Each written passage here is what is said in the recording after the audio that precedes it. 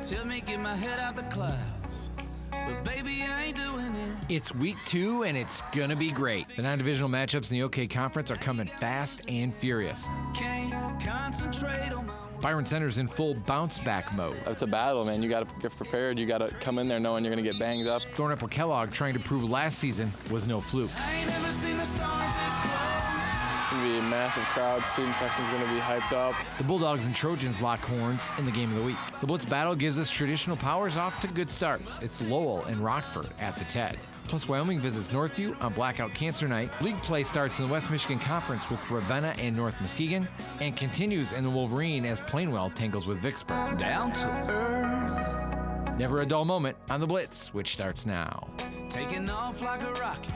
Kinda wish I had a ring. Bob White Stadium welcoming Fox 17 for the game of the week between Byron Center and Thornapple Kellogg. You know, these two schools go way back in leagues together, all the way back to the Barry Kent Allegan Conference in the 50s. In later years, the OK Blue and OK Gold. Tonight marking the 8th straight season they met as non-divisional opponents in the OK Conference, and it was our game of the week. Last year at Waddell Field, the Trojans snapped an 8-game losing streak in the series by beating Byron Center 28-14. First quarter of this game, it's Byron Center that strikes first. After a fumble recovery set him up, it's Austin Roan in from 3 yards out, 7-0 Byron Center. TK answers back later in the frame. Gabe Nelson to a wide open Cole Shoebridge. He's 6'5" and really good. 43 yards for the score. We got a 7-7 ball game. Second quarter, Austin Vandermark going to the air, rolls out, buys some time, and finds his tight end. Justin Walter, catch and carry, goes for 60 yards. And Byron Center's back in front, 14-7. Bulldogs love the rollout tonight. Then, just before the half, Vandermark taking it in from 4 yards out. Good half from the visitors. They led at the break, 20-7. Third quarter, here comes TK after a big fourth down stop. Gabe Nelson in from 4 yards out, and it's 20-14. Trojans within 6. Early fourth quarter, they're trying to punt, and this is the play that really turned the game. The snap over the punter's head. Porter Smith for Byron Center. The block and the recovery in the end zone. 27-14 Byron Center at that time, and the Bulldogs go on to win this one 33-14. Austin Vandermark, talk about efficient, 7 for 7. Didn't throw an incomplete pass. Had 1 passing touchdown, 2 rushing touchdowns. Big game for the senior quarterback after, of course, his 4 touchdowns against Forest Hills Northern last week. TK led by Colton Van Luzenoord, who had 75 yards on the ground. Byron Center now 2-0 on the season. Thornapple Kellogg 1-1, and we welcome in Brett Bakita and Dan Roan. No relation to the big fella, Austin Roan, spelled different for Byron Center. But guys, a couple things that stood out to me in this game, and I'm interested to get your thoughts. Defense for Byron Center, but special teams. I mean, those first 2 possessions of the game, they pinned TK deep with great kick coverage. They had a fake punt, not a fake punt, but a punt that turned into a first down because you have your quarterback punting.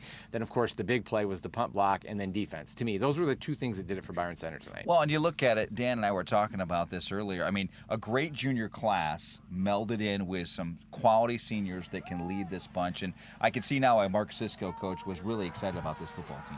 He was. We had a great talk after the game, but it goes back to what Jason said. We've talked about special teams, how key they are, and when you have 2 really good football teams like we had tonight, 2 very well-matched teams, 2 very physical teams, you know, a couple stops here and there, but a big turnover on the special teams, and then a couple big plays, you know, the long pass. I was surprised that, you know, TK didn't go to the air a little bit more and take advantage of some of the opportunities, but it was a great game. It was a lot of fun to be a part of and a great atmosphere for both crowds. Well, and I thought Byron Center did a good job defensively against the pass because, you know, TK wants to get it out to Shoebridge, and Byron Center was there most of the time. And they're not a big club, but what they do well is they use their athletes on both sides of the ball. And you saw that tonight. You have guys not too often playing both ways, or if they do, they might play a little bit of running back and then the starting safety, or vice versa. They play a little bit of cornerback when you need them to give guys a breather, but they're the starting wide receiver. He's got a lot of skill players, and I noticed the speed sideline to sideline that Coach was talking about. That was evident against Middleville, who couldn't really get outside against Byron Center. Maybe a little bit under the radar, but this is a big game. This means a lot to these 2 programs, and a couple of the Byron Center Bulldogs talked about that after the win tonight.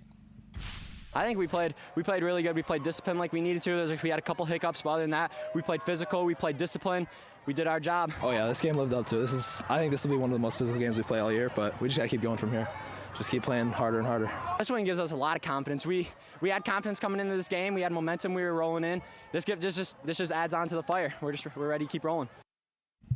And you talk about that momentum because next week the OK Green play starts. For Byron Center, they have Hamilton. And you look at Thornapple-Kellogg, they're going to jump into OK Gold play at 1-1.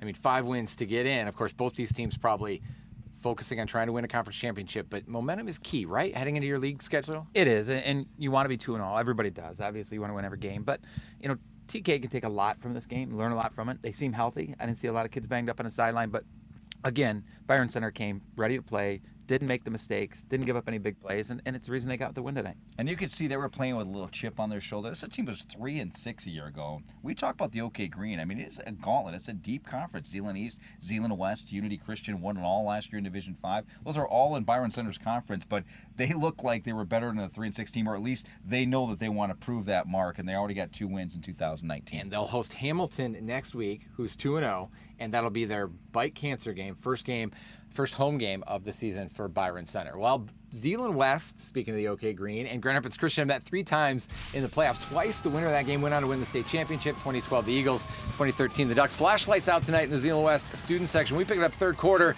Ducks on the doorstep. Handoff to Evan Edding. No spin move needed this time like he had last week against East Grand Rapids. It's a 28-12 lead for Zeeland West. Still third quarter. Grand Rapids Christian. Handoff. Thad Gamble into the open field.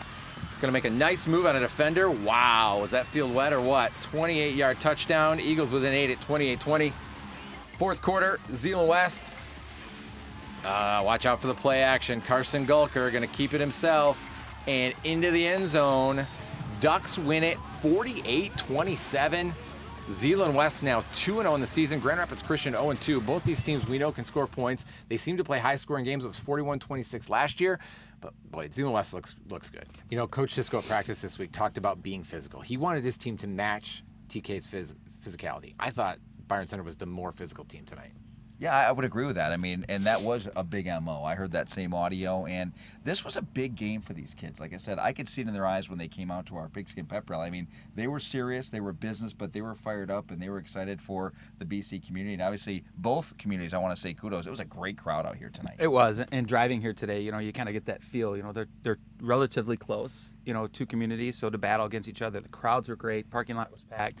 People did a great job. So when you get 2 high school teams, 2 communities that could come together and have this kind of opportunity, it's great. But Mark was right. His team played really physical. They got after it on defense. His coaches did a great job preparing to stop their army, their veer offense. So credit to them, and here they go. They're rolling out 2-0. 33-14, they go home to host Hamilton for the bite cancer game next week. Well, maybe the best game of the entire state tonight took place in Motown. It was a rematch of the Division III state championship game from last year, and one many think might happen again at Ford Field in November. It's Muskegon at Detroit Martin Luther King. The Big Reds rolled over defending Division II state champ Warren De La Salle last week, 41-7 at the Kickoff Classic, and they were picking up where they left off. This was Cam Martinez night. I know a lot of them are when Muskegon plays. He's in on the short touchdown run.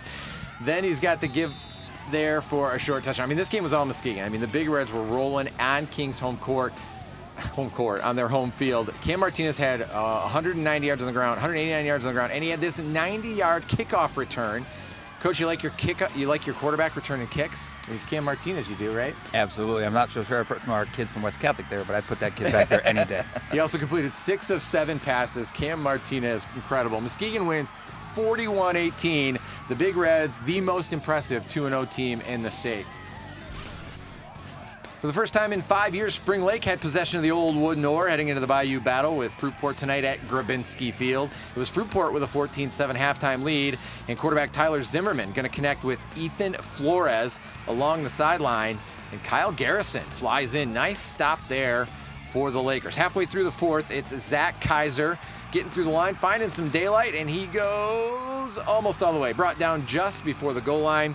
That sets up an easy touchdown run for Christian Folkert, and it is Spring Lake winning it in overtime. 21-20, the Lakers keep the old wooden oar. South Christian and Reese Puffer, first ever meeting in football. First home game for Matt Bird as Rockets head coach. Reese Puffer smothering the Sailors offense as Gary Humphrey III drags down Chase Bradman for the sack. A little bit later, it's the Sailors driving down the field.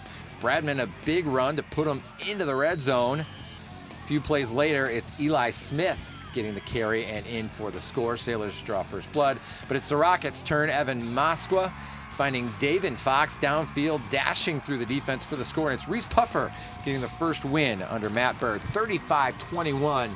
The Rockets win this one. I'd say a little bit of a surprise there. I thought South Christian looked good last week, and Reese Puffer struggled a little bit, but you talk about week 1 to week 2, and Reese Puffer certainly made the most of improvement. It is, and to be consistent year on it the whole year is tough. And so South Christian going over to Reese Puffer, someone they've never played, and Matt did a great job getting his kids ready to play and get a win tonight. David Fox is one that you want to watch. I mean, this kid's going to have some highlights this year on the Blitz. And, for Reese Puffer, you look at it, they've had a tradition there. They've got some athletes. It's just a matter of bringing it together. And for South Christian, I know one of their concerns was maybe up front offensive line-wise because of what they lost. So they'll have to figure that out. But, yeah, nice win for Reese Puffer. And how good are your Grand Haven Buccaneers? Well, speaking of improving from week 1 to week 2, Spring Lake lost to the Fighting Dan Roans last week, and they come back and get a nice win over Fruitport. It is, and traditionally those are two powerhouse programs. I mean, they were way up in the 90s and early 2000s. They've had a little bit of drop-off, but it's always been a great rivalry between those two teams, from the Seaway Conference to the Lakes 8 and where they're at now. So it's nice to see them battle and get in overtime and see those communities have the opportunity. We saw this last year. Muskegon beats De La Salle. They beat King, and they lost in the state championship game. But Muskegon's so impressive again tonight with an easy win. Well, and those wins were at Hackley. I think it's more impressive to go on the road, and those were closer games last year. So it really says a lot about the job and the focus of these kids in the summer. Dan talked about that, how you prepare the kids. Obviously, Shane Fairfield and those guys had a great summer and a great camp because they're rolling. We'll get to see Muskegon up and close and personal next week, but is it possible they're better than last year? That was a really good football team. It's absolutely possible, because once you start rolling like they're rolling, the kids just start believing in everything they're doing. And the weight room becomes easier, the film sessions become easier because they're buying into everything. And right now, Shane and Brent and those guys and Bowles, they just got it rolling over there. And defense, we haven't talked about their defense, and I think they gave up like 170 yards tonight to a very athletic, good football team. So they could be better. We'll get to see them very soon. Yeah, we get them against East Grand Rapids next week. I'm very looking forward to that one. All right, well, Lowell and Rockford, two of the most tradition-rich programs in all of West Michigan. Tonight they met in our Blitz battle, which means we sent Chris Skorsky to the TED for highlights and reaction. And speaking of white versus red, Forest Hill Central and West Ottawa have played some entertaining games over the years. We'll recap tonight's version after a short timeout. Last year, Portage Northern beat Lakeshore 17-0 in week 2. So this week, the Portage Northern student section had a little fun on Twitter. PN Superfans asked if Lakeshore would even cross midfield this year against Portage Northern, and tag the Lancer student section. You gotta love the passion and the fun coming from the students at those high schools. Northern at home tonight, first game at New Husky Stadium in 2019 as they took on Lakeshore. We're going second quarter, and it's Tyler Kuhn for Portage Northern trying to ignite his offense with the deep pass to tight end Zach Farley. But this one's going to be intercepted.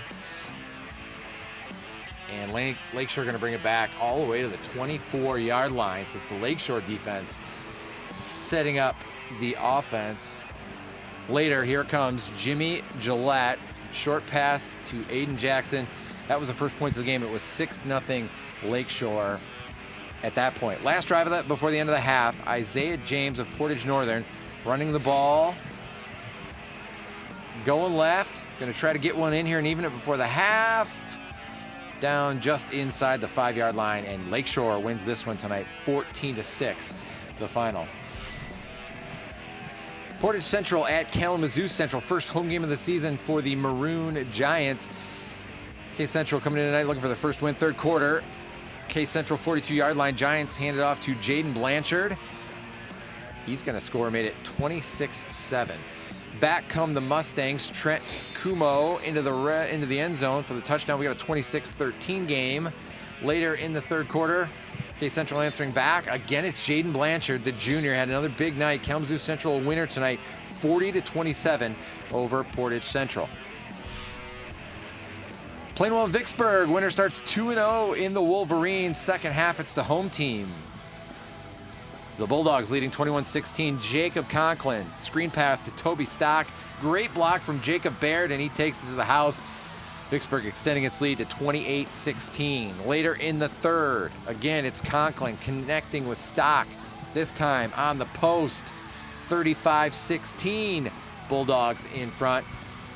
Fourth quarter, it's Plainwell marching. Jackson Vlietstra finds Aiden Brown on the play-action pass for the big game, but Vicksburg would hold on, and they win this one, 35-16, the final.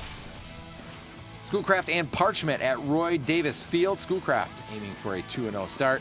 First quarter, Alex Thole looking left and connecting with Jimmy Downs.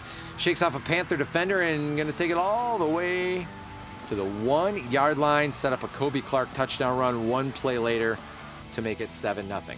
Second quarter, Parchment trailing 14-0. Connor Stutz throws it deep. Ethan Spink comes up with the fingertip catch. Nice grab. But this one all Schoolcraft. In swing possession, it's the sweep to Kobe Clark. Boy, he's really good. Into the end zone. Eagles roll tonight, 62-8, the final. And we got a couple weeks still before we start league play in the Southwestern Athletic Conference Valley Division. I really like Schoolcraft there. But Vicksburg, really impressive with a win over Plainwell. I think the Wolverine, obviously, Edwardsburg's the team everybody's trying to chase down. But who's going to be after him? Paw looked good again tonight in the win over Allegan.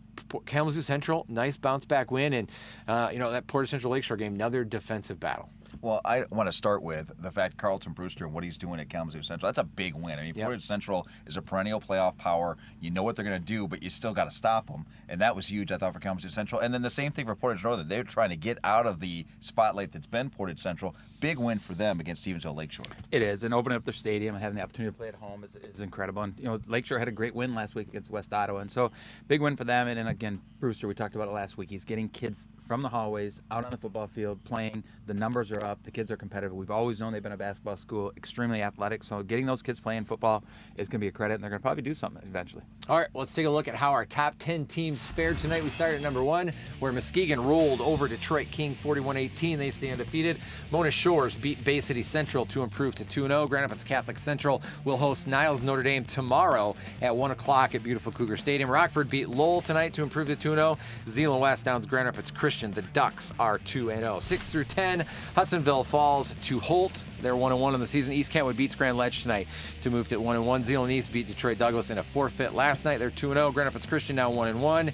And Granville knocks off East Lansing tonight. So the Bulldogs are 2-0. We've seen a lot of plays tonight on the Blitz, but only 3 of them will make the cut for plays of the week. We'll check out those coming up. Plus, Dan Roan, Brett Bakita, and I all pick our players of the night in a segment we call Blitz Boss. Lightning is not an option.